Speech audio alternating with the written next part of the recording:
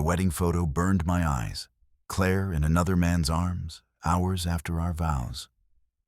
My fingers flew across the keyboard, cloning the drive before she got home. The prenuptial expires at midnight, and without proof, she takes everything. Then the door shattered. A masked man lunged, but I swung the model hard. Glass exploded, his body crashing through. His phone lit up in my hand, a text from David, my lawyer. The words glowed like a knife in my back. He knows about the offshore accounts. My best friend had been feeding her my secrets for years. The cursor flickered against the dark interface of the Project 10 directory. Michael Sterling's fingers hovered over the mechanical keyboard, the plastic keys cool under his sweat-slicked pads. He typed 0614, the numbers of his anniversary, and the drive hummed to life with a rhythmic, mechanical whir. The smell of stale coffee and ozone filled the cramped office as the progress bar crawled across the monitor. A single image file bloomed on the screen. Michael leaned forward, the springs of his office chair groaning like a structure under too much tension. In the frame, Claire stood under the amber glow of a street lamp, her fingers tangled in the hair of a man whose face remained obscured by shadow. She wore the silk trench coat Michael had bought her for Christmas, the one she claimed she lost at a restaurant in Soho. Her eyes were closed, her expression a fragile mask of relief he hadn't seen in years. He gripped the edge of the mahogany desk until the wood bit into his palms. The room felt smaller, the air thick with the ticking of the wall clock. This wasn't a corporate leak or a breach of state secrets. Project 10 was a ledger of his own humiliation. A notification chimed, a bright, cheerful sound that sliced through the silence. Michael didn't blink. He reached for a blank flash drive, the metal casing cold against his thumb, and slotted it into the port. The computer chirped in recognition. He dragged the file icon into the empty void of the external drive, his hand steady despite the sudden, hollow ache behind his ribs. Clear liquid crystallized on the rim of his glass, untouched and forgotten. The transfer bar moved with agonizing slowness. Michael pulled the small, silver laser measure from his pocket and clicked it. A tiny red dot appeared on the opposite wall, dancing over a framed blueprint of the New York skyline. He measured the distance, 12 feet, 4 inches, exactly as it had been yesterday. He needed that number to be true. If the physical dimensions of his office remained constant, perhaps he could survive the tectonic shift occurring inside his chest. He clicked the device again. 12 feet, 4 inches. The red dot was the only thing in the room that wasn't shaking. The door to the study creaked open, and the scent of harsh industrial bleach preceded the visitor. Michael didn't turn. He knew the rhythm of those footsteps, precise, light, and clinical. "Michael, you're still up?" Claire said. Her voice was like silk being pulled through a ring, smooth and dangerously thin. "The gala is tomorrow. You need your rest, or the board will think you're fraying at the edges." Michael minimized the window just as the progress bar vanished. He turned the chair, the metal casters screaming against the hardwood. Claire stood in the doorway, a vision in a white silk robe that looked like a shroud. She was dabbing her hands with a linen cloth, the skin of her knuckles pink from scrubbing. "Just finishing some load-bearing calculations for the Hudson project," Michael said, his voice level. He reached out and adjusted a stapler on his desk, aligning it to a perfect 90-degree angle with the edge of the blotter. "The tolerances are tight. There's no room for drift." Claire leaned against the doorframe, her dark hair a stark contrast against the white paint. She watched him with those unblinking, sapphire eyes. "You always did obsess over the skeleton of things, Michael. But sometimes It's the skin that matters. The appearance of strength is often more valuable than the strength itself. She stepped closer, and the smell of bleach intensified, stinging Michael's nostrils. It was the smell of a crime scene being scrubbed clean. He felt a phantom pain in his lower back, the old injury from his father's collapsed deck throbbing in sympathy with the tension in the room. He wondered if she knew he had found the file. He wondered if the man in the photo was the one who had taught her how to hide so well. "I'll be up in a minute," Michael said. "Don't be long," she replied, her voice dropping an octave. "Midnight is coming, and tomorrow is a new day. A fresh start for both of us." As she vanished back into the hallway, Michael turned back to the screen. He began the process of cloning the entire Project 10 directory to a secure cloud storage space he'd set up under a shell company name. He couldn't trust his home network. He couldn't trust the air he breathed. He watched the data flow, a digital river of betrayal, while the clock on the wall hammered out the seconds. The doorbell rang at 11:15 p.m., a sharp, jarring intrusion that made Michael's heart hammer against his ribs. He checked the security monitor. David Miller stood on the porch, his expensive glasses sliding down his nose as he looked nervously at the street. David was the only person Michael felt he could trust, a man who had been his legal counsel and friend since their days at Columbia. Michael let him in, and David practically fell into the foyer, smelling of rain and expensive scotch.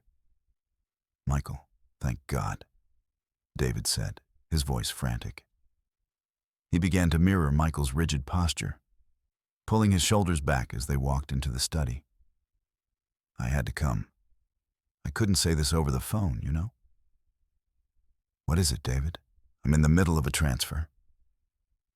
David paced the length of the room, his eyes darting to the ceiling. "The prenuptial agreement, Michael. It expires at midnight. If you don't file a notice of intent to dissolve based on fraud before the clock strikes 12, she gets 50% of the firm. The equity, the intellectual property, the holdings in Bethesda, everything. It's a sunset clause, you know?" Michael felt the floor tilt. He reached for his laser measure and clicked it against the floor. "I have proof, David. I found a file. Project 10. She's been seeing someone. It's all here." "A photo isn't enough," David said, stepping closer, his face a mask of faux concern. "We need a pattern. We need proof of prior intent. If she planned this from the start, the whole contract is void. But we're running out of time. The clock is awake, you know." "I'm cloning the drive now," Michael said, gesturing to the computer. "Once it's in the cloud, we can go to the police. We can stop this." Good, David whispered. "That's smart. You're the smartest guy I know, Michael. Always looking at the blueprints, you know?" The silence that followed was heavy, broken only by the hum of the cooling fans. Then, a sudden, violent crash erupted from the front of the house. The sound of shattering glass, the heavy, tempered glass of the French doors, vibrated through the floorboards. "Stay here," Michael commanded. He grabbed a heavy architectural model from the shelf, a 2-foot-tall replica of a skyscraper made of solid resin and steel. It was weighted, balanced, and dangerous. He stepped into the living room. The air was cold, rushing in through the ruined doors. A figure stood in the center of the room, a shadow wearing a matte black tactical mask. The intruder didn't speak. He moved with a predatory grace, lunging at Michael with a glint of metal in his hand.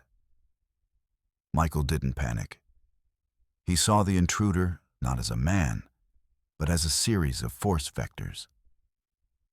The man leaned too far forward, his center of gravity shifting past his lead foot. Michael swung the skyscraper model. The heavy resin smashed into the intruder's ribs with a sickening crunch. The man gasped, the sound of air being forced from his lungs like a punctured bellows. Michael didn't stop.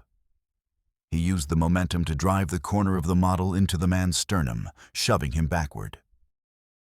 The intruder stumbled, his heels catching on the edge of the designer glass coffee table. He went down hard. The table shattered under his weight, 1,000 crystal shards erupting like a frozen explosion. The man groaned once and went limp, his head lolling against the rug. Michael stood over him, chest heaving. The skyscraper model was chipped, a miniature version of a disaster. He looked down and saw a burner phone had slid out of the intruder's pocket, resting near a jagged piece of glass. He picked it up. His thumb swiped the screen. It wasn't locked. The most recent message glowed in the dark room. Subverted. Michael stared at the small, glowing screen of the burner phone. His breathing began to slow as he saw the message thread. He felt a surge of professional pride.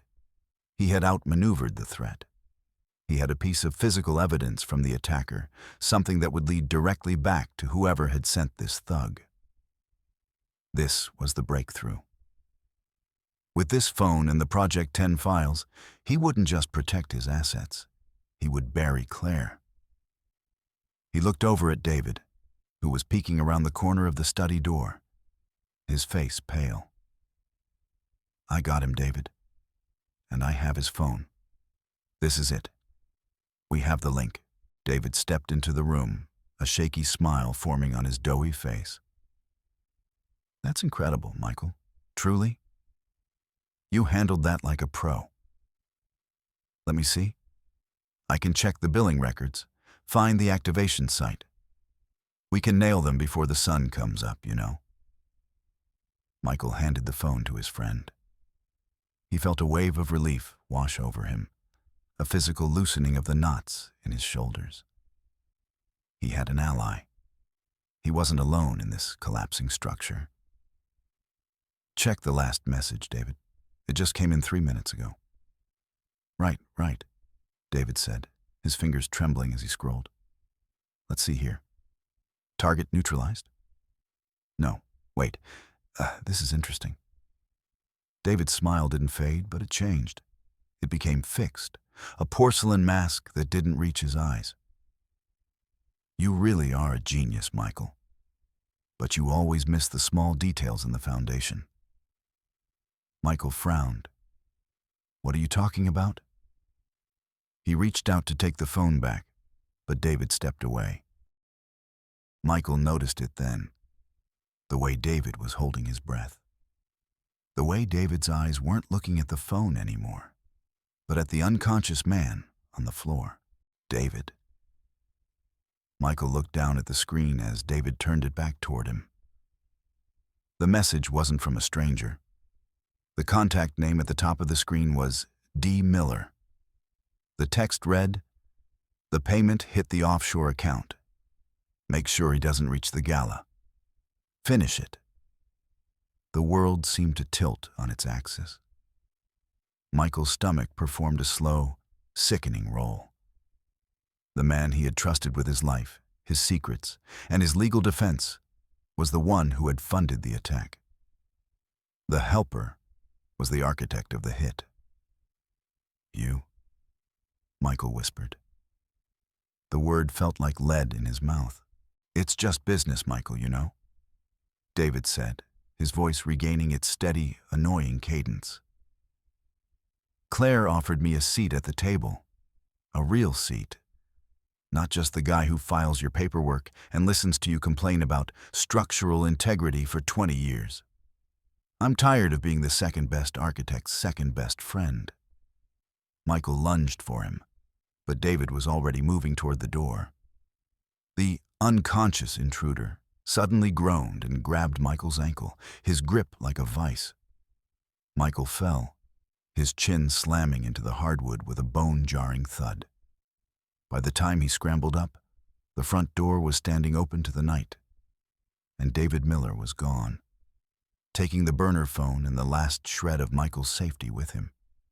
He was alone in a house that was no longer a home, surrounded by the ruins of his own life. The silence of the Bethesda night was broken by the distant, rhythmic wail of a siren. It wasn't the low, comforting hum of a patrol car. It was the aggressive, sharp shriek of multiple units. Michael scrambled to his feet, his jaw aching from the impact with the floor. He looked at the shattered coffee table and the empty space where the intruder had been. The man had vanished into the shadows of the lawn. He ran to the study. The iMac screen was dark. He tapped the spacebar, but the monitor remained black. The computer shrieked, a high-pitched electronic death rattle, and a smell of scorched dust and melting plastic filled the room. Someone had remotely fried the hardware. "Michael Sterling, this is the Montgomery County Police. Come out with your hands visible." The voice boomed through a megaphone, vibrating the window panes. He peered through the blinds. Blue and red lights strobed against the manicured hedges, making the world look like a jagged, glitching film. They weren't here to help. He saw the way they moved. Tactical vests, long guns held at the low ready. This wasn't a response to a break-in. He grabbed his coat from the chair. As he threw it on, his fingers brushed against something hard in the lining. He ripped at the fabric. A small, black plastic disc the size of a nickel fell out. A GPS tracker. It pulsed with a tiny, rhythmic green light. A heartbeat of betrayal. He didn't have time to think. He ran for the back of the house, sliding through the mudroom and out into the biting Maryland air. He kept low, moving through the shadows of the oak trees he had planted himself. Behind him, the front door was kicked open again, the sound of heavy boots thudding onto the marble foyer. He reached his sedan, fumbled the keys, and threw the car into reverse. The tires screamed against the gravel. As he tore down the driveway, his foot hit the brake pedal to take the turn onto the main road. The pedal went soft. It sank all the way to the floorboards with a pathetic squelch. "No," he hissed, pumping the pedal. Nothing. The car surged forward, gaining momentum on the downhill slope. He yanked the emergency brake, the cable groaning as the rear wheels locked and the car fishtailed, skidding sideways across the wet asphalt.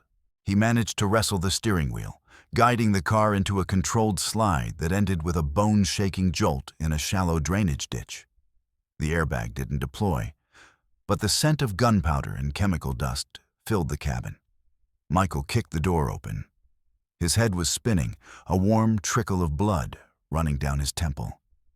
In the rearview mirror, he saw a pair of headlights cresting the hill. A black SUV, massive and silent, was accelerating toward him. He scrambled out of the ditch and bolted toward the skeleton of a half-finished luxury condo complex a block away. This was his territory. He knew the steel, the concrete, and the shadows. The SUV roared behind him, the engine a deep, predatory growl. He dove through a gap in the chain-link fence, the jagged wire catching his sleeve and tearing the wool. He didn't look back. He ran into the heart of the construction site, the smell of wet cement and raw lumber surrounding him.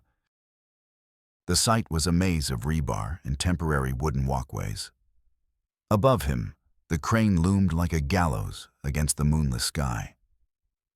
He heard the SUV screech to a halt at the fence, and the heavy thud of doors slamming. "He's in the structure," a voice shouted.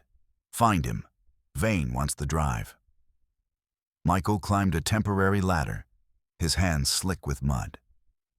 He reached the third floor, a vast, open expanse of curing concrete and dangling electrical conduits. He could hear them below, their flashlights cutting through the dark like white swords. He looked at the supports. The temporary scaffolding on the north side was held by a series of tension cables and locking pins. It was a cantilevered system, elegant but high-strung. if the load shifted just 5 degrees. He grabbed a heavy steel crowbar from a tool chest and moved to the primary anchor. He waited. He could hear the heavy breathing of the men below, the metallic clatter of their boots on the stairs.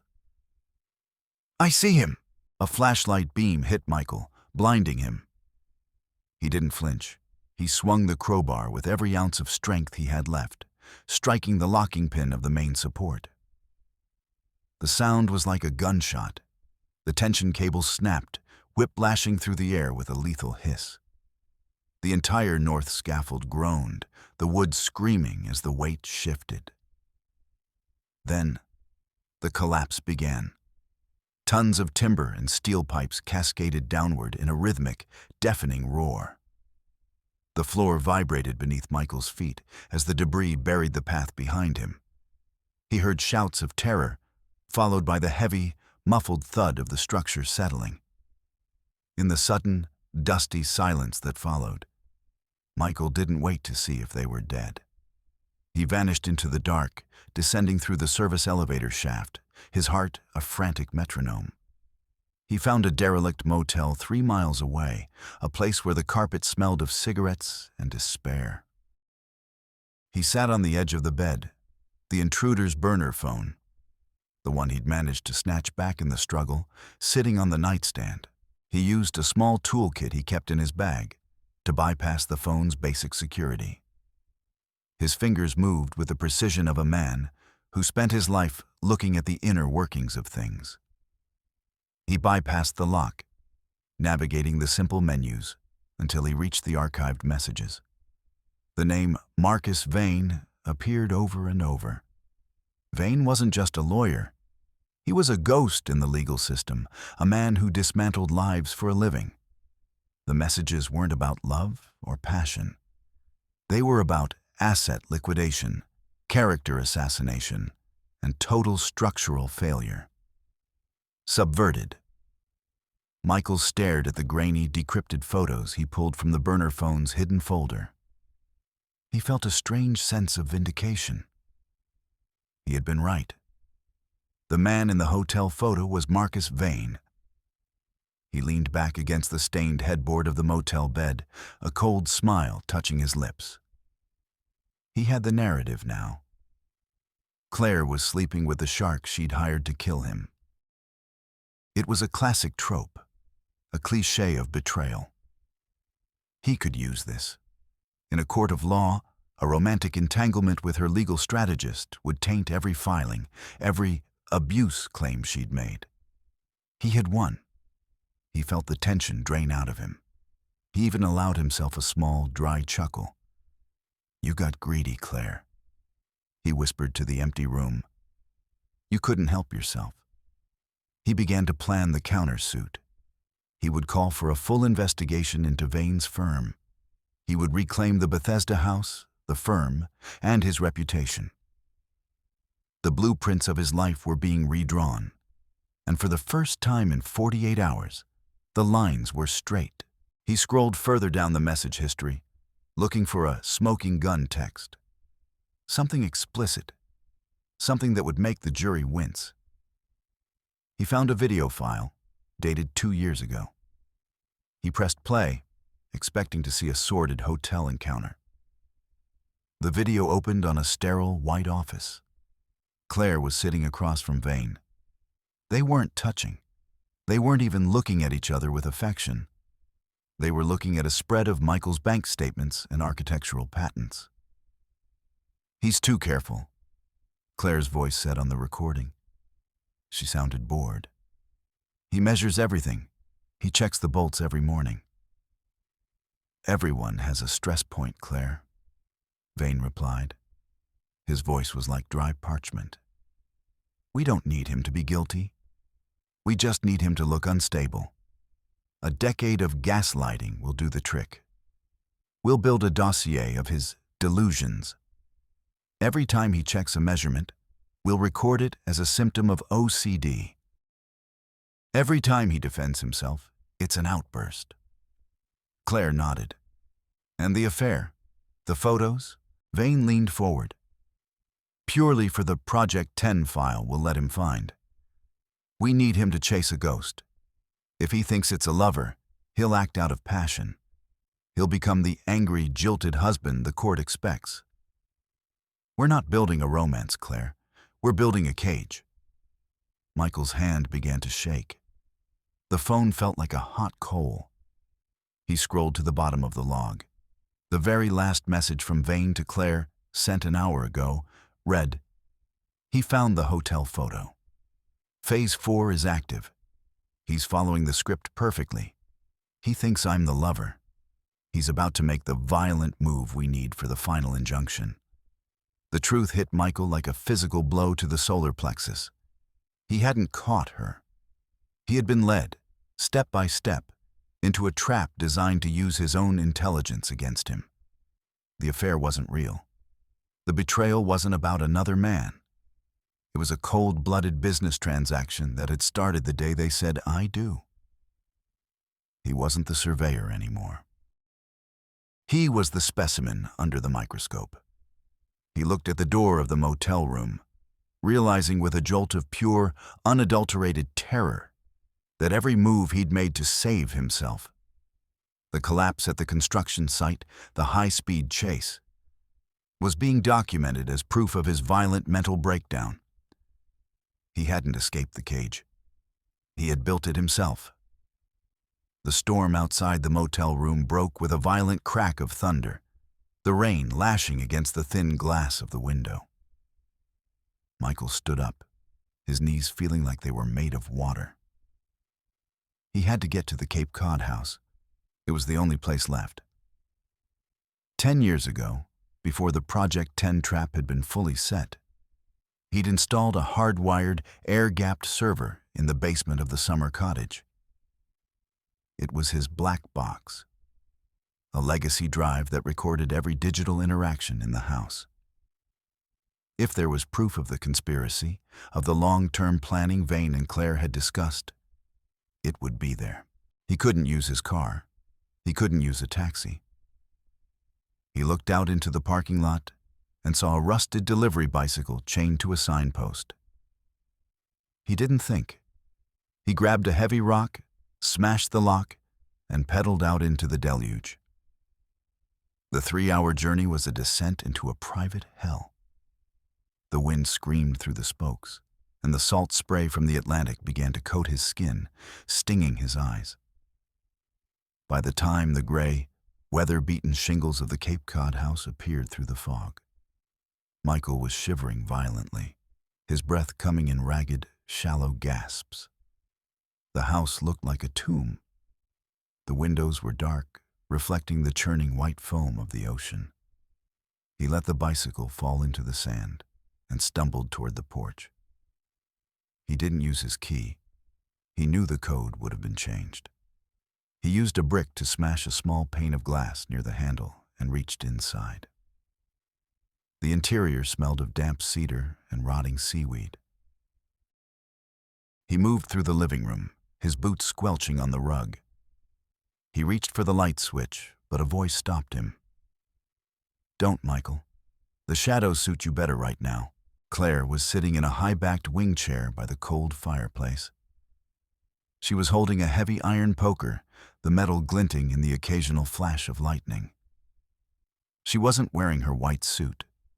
She was in a dark, functional jumpsuit, her hair pulled back tight. "You look tired," she said. The silkiness was gone from her voice, replaced by a flat, terrifying pragmatism. "You were never meant to make it this far. You were supposed to be in a holding cell in Maryland by now." "It was all a lie," Michael whispered. He leaned against the wall, his hand searching for the silver laser measure in his pocket. He clicked it. The red dot appeared on Claire's chest, right over her heart. It danced frantically. 10 years. Every anniversary, every trip. You were just checking the tolerances of the trap. Claire stood up, the poker trailing on the floor with a screeching sound that set Michael's teeth on edge. "I didn't hate you, Michael. In the beginning, I actually admired the way you saw the world. But you're so rigid. You're a pillar that refuses to bend. And in this world, things that don't bend break. I just wanted to be the one who collected the insurance." She lunged at him. The iron poker whistled through the air, smashing into the wall inches from Michael's head. Plaster exploded like shrapnel. Michael didn't fight like a soldier. He fought like an architect. He ducked under her neck swing, noticing the way her weight shifted on the loose floorboards near the cellar door.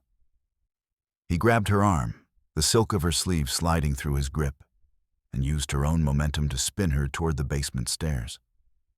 He shoved her. She tumbled backward, the poker clattering down the wooden steps. Michael didn't hesitate. He slammed the heavy oak door and threw the iron bolt. "Michael!" she screamed, her voice muffled by the thick wood. She began to pound on the door, the sound rhythmic and hollow. "You can't leave me here. The police are already on their way. I called them the second you hit the porch." Michael ignored her. He ran to the kitchen, ripped up the floorboard beneath the refrigerator, and pulled out a small, metal-cased drive. His hands were shaking so hard he could barely grip it. He plugged it into his ruggedized laptop, his eyes fixed on the screen. The directory loaded. He searched for the 2022 archives. He searched for the Vane files. The folder was empty. He clicked again. Every subfolder, every file, every byte of data had been replaced by a single text document. He opened it. "Dear Michael," it read. "I replaced this drive 3 weeks ago. I knew you'd come here. It's what a logical man would do. You're so predictable, it's almost architectural. Goodbye." He stood in the center of the dark kitchen, the sound of the ocean roaring outside and the sound of his wife screaming from the cellar. He had nothing. No evidence, no money, no home. The midnight deadline passed with a silent click of the clock on the wall. The prenuptial agreement was gone. He was a fugitive in a ruined house, waiting for the sirens to swallow him whole. The police didn't arrive with a knock. They came with a flashbang that turned the world white in a roar of, "Police, get down!" Michael didn't resist. He felt the cold bite of the steel cuffs on his wrists, the rough fabric of a blanket being thrown over his head. An hour later, he was sitting in a holding cell in a small precinct in Cape Cod. The walls were a sickly, peeling yellow, and the air smelled of old sweat and floor wax. A single fluorescent light flickered overhead, casting long, jerky shadows. He stared at the brick wall. Someone had scratched a series of numbers into the mortar. He leaned in, his eyes narrowing. They weren't names or dates. They were GPS coordinates. 38.9847 degrees north, 77.0947 degrees west. His home in Bethesda. He closed his eyes, visualizing the blueprints of the house he had designed from the ground up. He saw the load-bearing pillars in the library. He saw the dead space between the HVAC ducts and the structural steel. The skeleton. Claire had wiped the digital files, but she was a woman who obsessed over physical purity. She wouldn't have destroyed the original contracts with Vane. She would have kept them as trophies or as insurance against Vane himself. And there was only one place in the world she knew Michael would never look. A place where the math of the house said there should be nothing but solid concrete. "Sterling, you have a visitor?" James Anderson, a weary-looking detective with a permanent slouch, stood at the cell door. He looked at Michael with a mixture of pity and professional curiosity. "Your mother-in-law's out front," Anderson said, his voice a low, gravelly hum. "She says she has something for you. Usually I don't allow this, but I've seen Marcus Vane work before. He's a butcher." Michael was led to the interview room. Barbara Wilson sat at the table, dabbing at her eyes with a silk handkerchief. She smelled of gin and expensive regret. "Michael," she whispered, not looking at him. "I'm so sorry. I watched her father do this to people. I thought I could stay quiet and just enjoy the house. But you're a good man. You're just broken." She slid a small, handwritten note across the table. "The pillar in the library, the one with the 3-degree tilt you always complained about." She used the void. Michael looked at Detective Anderson. "I need 1 hour. If I'm wrong, I'll sign whatever confession Vane wants. But if I'm right, you get to be the man who finally puts Marcus Vane in a cage." Anderson hummed a low, somber tune. He looked at the clock. "I can't give you an hour, but I can lose you during the transport to the county jail. You have 45 minutes. The Bethesda house was dark when Michael arrived, his breath misting in the cold air. He didn't use the door. He smashed the library window and stepped inside. He went straight to the central pillar, the one he had measured 1,000 times, the one that had always felt off by a fraction of an inch. He used a heavy fire axe from the hallway to swing at the drywall. The plaster shattered, revealing the steel core. But there, tucked into a custom-machined cavity in the fireproofing, was a thick, leather-bound accordion file. He opened it. The original contracts, the payment schedules, the Project 10 blueprints signed by Claire and Vane, dated 6 months before the wedding. He didn't cry. He didn't scream. He just pulled his laser measure from his pocket and clicked it. The red dot hit the center of the contract. "Tolerance reached," he whispered. The Smithsonian gala was a sea of white silk and black ties. Claire stood at the center of the ballroom, a glass of champagne in her hand, her face a mask of grieving dignity. Marcus Vane stood beside her, his hand resting lightly on her elbow. The doors swung open. Michael Sterling walked in, covered in dust, his coat torn, his eyes burning with a cold, mathematical fury. The room went silent. Claire's glass hit the marble floor, shattering with a sound like a gunshot. "Michael?" she gasped, her voice trembling. "Security. He's unstable. "I'm not unstable, Claire," Michael said, his voice carrying through the vast marble hall. He held up the leather file. "I just finally found the structural flaw in your argument." He handed the file to the waiting federal agents who had followed him from the library. As the handcuffs were snapped onto Vane and Claire, Michael didn't stay to watch the collapse. He turned and walked out into the night. He returned to his office one last time. The room was empty, the air still smelling of ozone. He sat at his desk and looked at the wedding photo. He picked it up, feeling the weight of the silver frame. He didn't smash it. He didn't burn it. He simply turned it face down on the mahogany surface, aligning the edge of the frame to a perfect 90-degree angle with the desk. The house was quiet. The foundation was sound. For the first time in a decade, Michael Sterling didn't need to measure the room. He knew exactly where he stood.